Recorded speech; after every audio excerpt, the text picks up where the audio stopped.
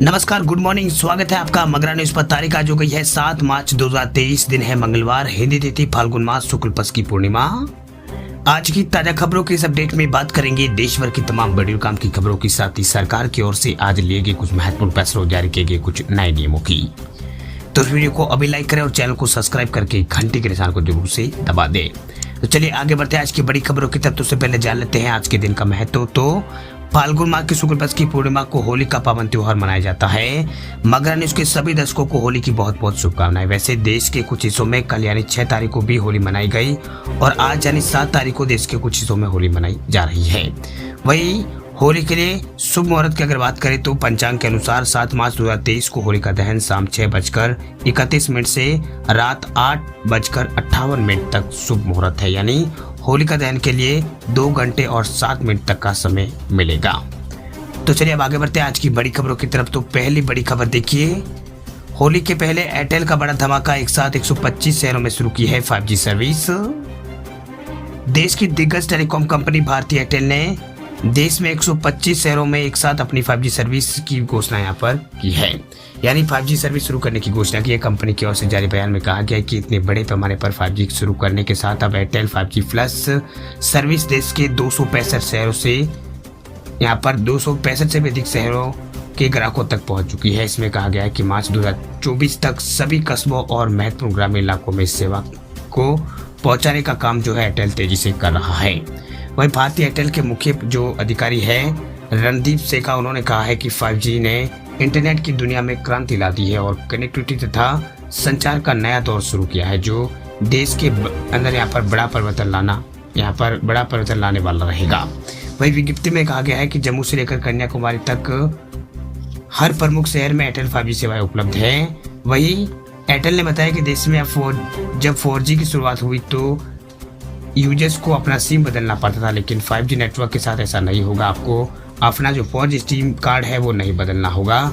ये पहले से ही यहाँ पर 5G टेक्नोलॉजी को सपोर्ट करते हैं, लेकिन अपने स्मार्टफोन में 5G नेटवर्क को यूज़ करने के लिए कुछ चेंजेस जो है आपको ज़रूर करने होंगे। एंड्रॉयड फ़ोन के लिए वाईफाई नेटवर्क ऑप्शन पर आपको जाना होगा। वहाँ सिम एंड नेटवर्क पर जो परफेक्ट नेटवर्क है उसके नाम से एक हेडर दिखाई देगा, वहाँ पर आपको 5G सिलेक्ट करना है। उसके बाद आपके फ़ोन में जो 5G जो है वो 5G का जो नेटवर्क है वो पकड़ेगा और आपका जो फोन की स्पीड है वो कई गुना बढ़ जाएगी। चलिए बात करते हैं अगली खबर की। तो प्रचंड गर्मी को देखते हुए पीएम मोदी ने की है हाई लेवल मीटिंग। हीटवेव से निपटने के लिए दिए है ये निर्देश। प्रधानमंत्री नरेंद्र मोदी ने गर्मियों के मौसम से जुड़ी तैयारियों की समीक्षा के लिए कल जो है एक उच्च स्तरीय बैठक की अध्यक्षता की और अस्पतालों में आग से सुरक्षा के उपायों को ऑडिट कराने और जंगल में आग से निपटने के लिए जो प्रयास है उसकी आवश्यकता पर जोर दिया। वही प्रधानमंत्री कार्यालय ने पीएमओ ने अपने एक बयान में सोमवार को ये जानकारी दी है। वह बैठक में प्रधानमंत्री को अगले कुछ महीनों के लिए भारतीय मौसम विज्ञान विभाग (IMD) के मौसम पूर्वानुमान और सामान्य मानसून की संभावना के बारे में जानकारी दी गई। साथ ही रबी की फसलों पर मौसम के प्रभाव और प्रमुख फसलों के संभावित उपज के बारे में उन्हें बताया गया। वही पीएमओ ने कहा है कि बैठक में सिंचाई, जल आपूर्ति और चारा और पेयजल की निगरानी के लिए चल रहे प्रयासों का भी समीक्षा की गई। इसके अलावा प्रधानमंत्री को आवश्यक आपूर्ति की उपलब्धता और आपात स्थिति के लिए तैयारियां हैं उसके संदर्भ में राज्यों और अस्पतालों के बुनियादी ढांचे की तैयारियों के बारे में जानकारी दी गई है। पीएमओ ने कहा है कि उन्हें गर्मी से संबंधित आपदाओं से निपटने के लिए देश भर में चल रहे विभिन्न प्रयासों और समन्वय उपायों के बारे में जानकारी दी गई है। वही प्रधानमंत्री मोदी ने कहा है कि गर्म मौसम के लिए प्रोटोकॉल और क्या करें और क्या ना करें सुलभ उनका सुलभ पर्व है वो तैयार किए जाने चाहिए। वही प्रचार के विभिन्न अन्य तरीके जैसे कि यहाँ पर फिल्म, पैम्पलेट आदि भी यहाँ पर जारी किया जाना चाहिए। प्रधानमंत्री मोदी ने IMD के दैनिक मौसम पूर्वानुमान इस तरह से जारी करने को कहा है जिसकी आसानी से यहाँ पर व्याख्या और प्रसार किया जा सके। उन्होंने मौसम के पूर्वानुमान के प्रसार के लिए समाचार चैनलों, FM रेडियो आदि को भी शामिल करने पर जोर दिया है ताकि नागरिकों को आवश्यक सावधानी बरतने में सुविधाएं हो। चलिए बात करते हैं अगली खबर की। तो बेरोजगारों को बड़ी सौगात। इस राज्य में हर महीने बेरोजगारों को मिलेंगे 2500 रुपए। छत्तीसगढ़ के मुख्यमंत्री भूपेश बघेल ने बजट 2023 में राज्य के बेरोजगार युवाओं को बड़ी सौगात दी है। दरअसल मुख्यमंत्री ने प्रदेश के रोजगार कार्यालयों में रजिस्टर्ड युवाओं को 2500 रुपए महंगाई जो मतलब बेरोजगारी जो भत्ता है, अनएम्प्लॉयमेंट अलाउंस जो है वो देने की घोषणा की है। इसके साथ ही राज्य सरकार ने वही आंगनवाड़ी कार्यकर्ताओं का भत्ता जो है 6,500 से बढ़ाकर 10,000 रुपए करने की घोषणा की है। भारत सरकार के मुताबिक 18 से 35 वर्ष के बेरोजगार युवा जिनके परिवार की वार्षिक आय 2.5 लाख रुपए से कम है उन्हें 2500 रुपए प्रति माह बेरोजगारी भत्ता मिलेगा। बात अब अगली खबर की, तो गोल्ड हॉल मार्किंग पर आया है बड़ा अपडेट। शुरू होगी ये व्यवस्था, क्वालिटी की अब मिलेगी गारंटी। सोने में निवेश करने वाले लोगों के लिए बड़ी खबर। दरअसल गोल्ड हॉल मार्किंग की तरह जल्दी यहाँ पर गोल्ड बुलियन, जो गोल्ड बुलियन उसके लिए भी यहाँ पर हॉल मार्किंग अनिवार्य होगा। दरअसल इंडस्ट्री की डिमांड पर भारतीय मानक ब्यूरो जो है BIS, उसने गोल्ड बुलियन हॉल मार्किंग के लिए एक एडवाइजरी ग्रुप बनाई है। इसके लिए यहाँ पर कंसल्टेशन की प्रक्रिया जारी है। वह ड्राफ्ट रेगुलेशन जल्दी यहाँ पर जारी होगा। बता दें आपको कि हॉल मार्किंग एक क्वालिटी सर्टिफिकेट की तरह है, जिसे 1 जुलाई 2022 से देश के 288 जिलों में सोने के आभूषण और कलाकृतियों के लिए अनिवार्य कर दिया गया। यानी जो 14, 18 और 22 कैरेट का सोना उसके लिए अनिवार्य कर दिया गया है। वह यूजर्स की मांग रही है कि जो सोने की ज्वेलरी उसकी क्वालिटी तभी सुनिश्चित की जा सकती है जब बुलियन हॉलमार्क किया जाए। वही BIS ने गाइडलाइंस का ड्राफ्ट तैयार कर लिया है। वही कंसल्टेशन की जो प्रक्रिया है वो शुरू कर दिया है। वही गोल्ड बुलियन का उपयोग ज्वेलरी बनाने के लिए कच्चे माल के रूप में किया जाता है और ज्वेलरी की बड़ी मात्रा को देखते हुए इसकी शुद्धता सर्वोपरि है। वही BIS ने एक सलाहकार उसे भी स्थापित किया है, जिसमें आभूषण आयातकों और रिफाइनर और परख केंद्रों के प्रतिनिधित्व शामिल है। वही सलाहकार समूह जो है मसौदे को देखेंगे और सुझाव देंगे कि क्या बदलाव किया जाना है अथवा नहीं। बात करते हैं अगली खबर की, तो अगली खबर है PF खाताधारकों के लिए है। मार्च में नहीं होगा ब्याज दरों में फैसला। अगर आप भी कर्मचारी भविष्य निधि संगठन यानी PF में अगर आपका खाता खुला है, कर्मचारी भविष्य निधि EPFO में अगर आपका खाता है, तो ये खबर आपके लिए बहुत ही महत्वपूर्ण है। दरअसल PF पर मिलने वाले ब्याज में जो है एक बार फिर यहाँ पर कैंची चलने की आशंका है। वित्त वर्ष 2022 से 23 के लिए भविष्य निधि यानी PF दर को लेकर जो है 25 और 26 मार्च को कर्मचारी भविष्य निधि संगठन यानी EPFO केंद्रीय न्यासी बोर्ड की बैठक होने जा रही है। हालांकि बैठक के एजेंडे को लेकर आधिकारिक रूप से फिलहाल कुछ नहीं कहा गया है, लेकिन जानकार लोगों का कहना है कि ब्याज दर जो 8% के स्तर से नीचे जाने की संभावना नहीं है। बता दें आपको कि PF पर मिलने वाले ब्याज की मौजूदा दर जो है 43 साल के निचले स्तर पर है। अभी जो है 8.10% के हिसाब से जो ब्याज दर है वो PF की है।